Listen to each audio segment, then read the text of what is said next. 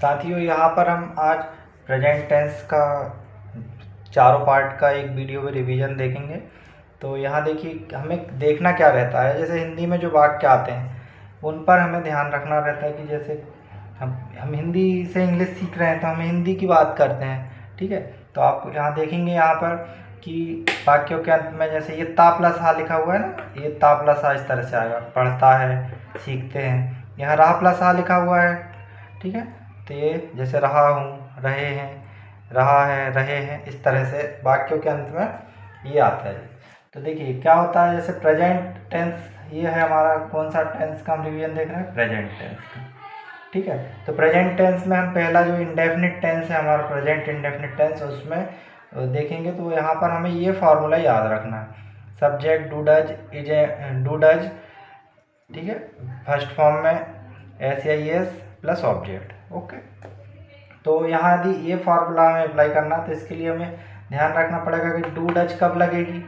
सबसे पहले तो देखना क्या ध्यान रखिए, यहाँ पर नॉर्मल पहले 1 सेकेंड का पोज लेते हैं। यहाँ पर हमारी बात शुरू कहाँ से होती है कि प्रेजेंट इंडेफिनिट टेंस है ये। तो प्रेजेंट इंडेफिनिट टेंस क्यों है, क्योंकि वाक्यों के अंत में ता प्लस हा है। यदि वाक्यों के अंत में ता प्लस हा आता है तो हमें इस फॉर्मूले का यूज करना है, subject do does, first form में SIS, या तो केवल फर्स्ट फॉर्म रहेगी या तो SES प्लस ऑब्जेक्ट। हमें कैसे पता लगेगा कि हम कब डू लगाएंगे कब डज लगाएंगे। तो पहले तो ये ध्यान रखिए, जो सिंपल सेंटेंस होंगे उसमें डू डज का यूज नहीं किया जाएगा, ठीक है।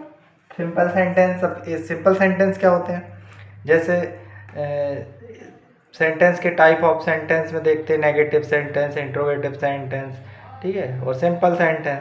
तो यहाँ पर जिसमें नकारात्मक नहीं का उपयोग नहीं आएगा वहाँ पर डू डज का प्रयोग नहीं करेंगे।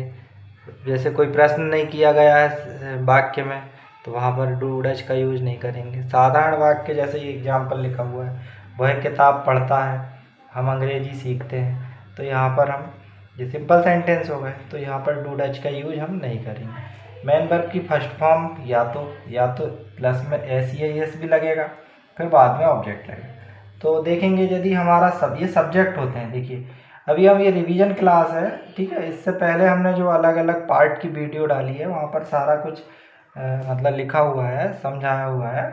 बट यहाँ भी हम लिखा हुआ तो यहाँ भी है, समझा भी रहे हैं।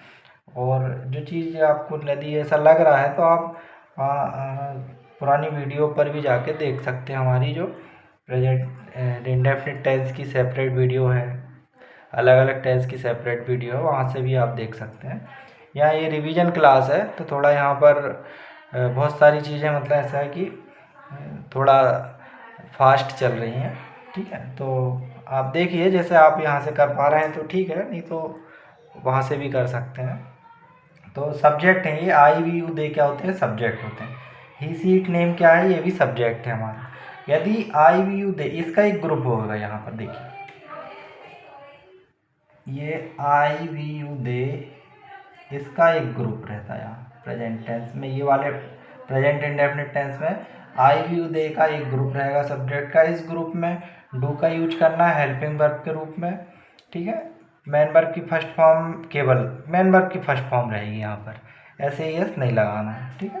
कब, आई वी यू दे सब्जेक्ट के साथ। फिर ही सी नेम सब्जेक्ट जो होते हैं यहाँ पर, ये देखिए यहाँ ये ही सी इट नेम, यदि इनमें से कोई सब्जेक्ट रहेगा तो हम क्या करेंगे, हेल्पिंग वर्ब जो रहेगी वो डज का यूज करेंगे, ठीक है। इन नेगेटिव और इंट्रोगेटिव सेंटेंस में करेंगे, ऐसे तो अभी करना नहीं है, साधारण सेंटेंस सीख रहे हैं।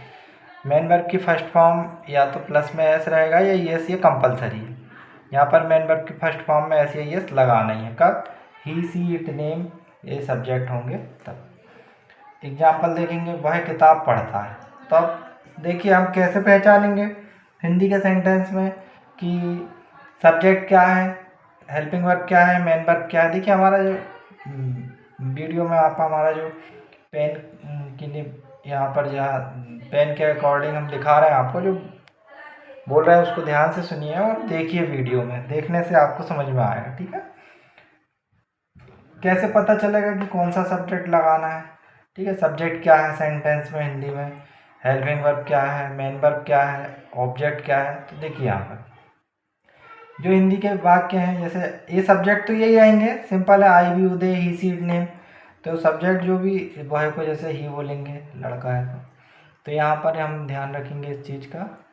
तो यहाँ पर हम देखेंगे कि इसमें हमारा सब्जेक्ट यदि ही है, ठीक है, तो अभी कैसे पहचानेंगे? तो पहले ये तो पहचान लेंगे हम कि सब्जेक्ट है, पहला जो लिखा रहता है वो सब्जेक्ट होता है, ठीक है। तो सब्जेक्ट हो गया। फिर हिंदी के सेंटेंस में आखिरी से आप देखेंगे तो ये हेल्पिंग वर्ब है, ये मेन वर्ब है, ये ऑब्जेक्ट है। इस तरह से आपको पहचानना है, ठीक है। तो यहाँ पर जैसे ही, अब हेल्पिंग वर्ब का यूज करना नहीं है, फार्मूला पे आपको कॉन्सेंट्रेट करना है। ये फार्मूला ही है जो आपको हेल्प करेगा ट्रांसलेशन, इंग्लिश ट्रांसलेशन करते समय आपको ये फार्मूला हेल्प करेगा प्रेजेंट इंडेफिनिट टेंस में, ठीक है। ता प्लस आया है आखिरी में, ठीक है। तो हेल्पिंग वर्ब डू डज का यूज नहीं करना। फिर आगे क्या करना है? मेन वर्ब की फर्स्ट फॉर्म देखिए, फर्स्ट फॉर्म रीड, पढ़ना की फर्स्ट फॉर्म रीड। एस लगेगा? हाँ लगेगा, क्योंकि ही सी इट नेम, ही के साथ में एस लगता है फर्स्ट फॉर्म में, ठीक है। रीड्स। ऑब्जेक्ट क्या हो गया इसका, बचा क्या है? किताब, तो ये बुक, ठीक है। फिर ऐसे हम अंग्रेजी सीखते हैं तो वी लर्न, फर्स्ट फॉर्म लगेगी केवल वी के साथ में, ठीक है। ये फर्स्ट फॉर्म लर्न इंग्लिश। ये हो गया हमारा present tense, present indefinite tense, ठीक। अब यहाँ पर देखेंगे आगे कंटिन्यूअस टेंस में क्या होता है। वाक्यों के अंत में रहा प्लस आ आता है, ठीक है। यदि ऐसा रहता है तो सब्जेक्ट हेल्पिंग वर्ब के रूप में, ये देखिए हमारा इज एम आर, ये इनमें से कोई सी यूज करेंगे, ठीक। फर्स्ट फॉर्म में आईएनजी लगाना ही है यहाँ पे, प्लस ऑब्जेक्ट। रहा प्लस आ कैसे आएगा? ये देखिए, जैसे मैं किताब पढ़ रहा हूँ, रहा प्लस आ आया, ठीक है। भोपाल जा रहे हैं, रहा प्लस आ, हा वाक्यों के अंत में आया, ये रहा प्लस आ, इस तरह से आप देखेंगे, ठीक है। अब यदि ऐसा रहता है तो रहा प्लस हा आ गया, तो हमें क्या देखना है? देखिए यहाँ पर आई के साथ एम हेल्पिंग वर्ब लगानी है, ठीक। आई के साथ क्या लगानी है? एम हेल्पिंग वर्ब लगानी है। और इसके बाद में ये देखिए पूरा एक उसमें है,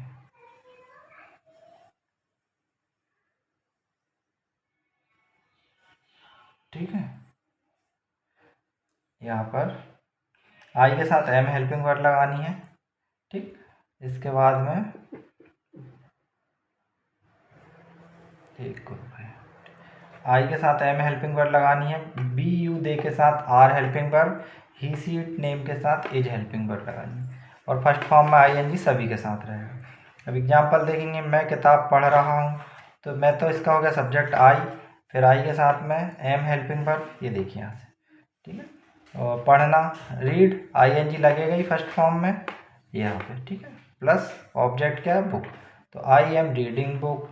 वह भोपाल जा रहा है, तो वह ही, फिर हेल्पिंग वर्ब, ठीक है, मेन वर्ब, ऑब्जेक्ट, इस तरह से देखना है, ठीक है। तो he is going to Bhopal, जाने को गो, ही के साथ इज, जाने को go, I N G going to Bhopal. और जैसे अब देखिए कि यहाँ पर एक कोई से भी एक सेंटेंस में आप ध्यान से समझ लीजिए तो ये आपका पूरा कंप्लीट हो जाएगा, आपको प्रॉब्लम नहीं जाएगी। तो यहाँ पर आप देखेंगे कैसे पहचानते हैं helping verb, main verb, object को। तो हिंदी का सेंटेंस ये हो गया सब्जेक्ट वी, ठीक है। फिर हिंदी के सेंटेंस में आखिरी में चले जाना आपको, ये हेल्पिंग वर्ब है, ये सीख रहा है, ये इसमें ही जुड़ा हुआ, तो ये मेन वर्ब है, ये ऑब्जेक्ट है, ठीक है। सारे सेंटेंसों में यही रहता है। तो बी हो गया, बी के साथ आर हेल्पिंग वर्ब लग गई। अब यहाँ ये फार्मूले में आगे बढ़ना है। हिंदी के सेंटेंस में सब्जेक्ट लिखने के बाद में फिर इधर पीछे से इधर आना है और ये फार्मूला आगे देखते जाना है। तो बी के साथ आर हेल्पिंग वर्ब, ये देखिए बी के साथ ये आर हेल्पिंग वर्ब लगी हुई है।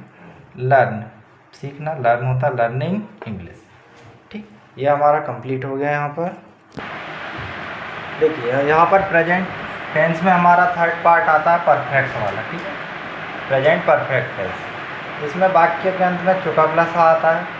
आई भी उदय के साथ have helping verb, he she it name के साथ हैज हेल्पिंग वर्ब का यूज करते हैं, और मेन वर्ब की थर्ड फॉर्म का यूज करते हैं। ये फार्मूले का यूज हमें करना है, ठीक है। ये फार्मूले का यूज हमें करना है। क्या फार्मूला है? Subject has have helping verb, main verb की थर्ड फॉर्म प्लस ऑब्जेक्ट, ठीक है। तो यहाँ पर हम ध्यान से देखेंगे कि वाक्यों के अंत में क्या आएगा, चुका प्लस आ, चुका प्लस आ, चुका प्लस आ, या ये गया प्लस आ, लिया प्लस आ, ऐसा भी आता है, ठीक है, या गया प्लस आ। या फिर ऐसा देखिए, इसमें ये याद रखना है ऐसा कि भाई वाक्यों के अंत में हाँ आया है और ऐसा लग रहा है कि काम पूरा हो चुका है, पूर्ण हो चुका है, तो वो इस टेंस के अकॉर्डिंग आएगा। तो देखिए यहाँ पर सब्जेक्ट क्या हो जाएगा, ही, चुका है मतलब ही के साथ helping verb has, main verb पीना, drink, drank, drunk, third form drunk, water, water,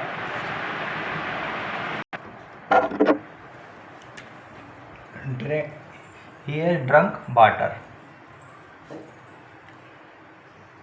subject हो जाएगा यहाँ पर दे के लिए बे के लिए दे के साथ हैव हेल्पिंग वर्ब, ठीक है। अब यहाँ पर आखिरी में देखिए ये हेल्पिंग वर्ब हो गई, जाना, go, went, gone, third form gone, Bhopal, to Bhopal,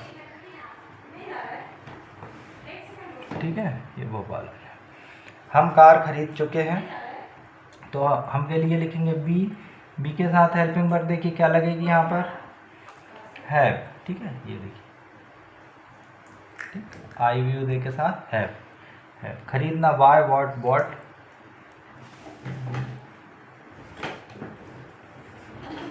car, okay. अब राम यहाँ आ गया, सब्जेक्ट हो गया राम, राम के साथ हेल्पिंग वर्ब हैज, खाना।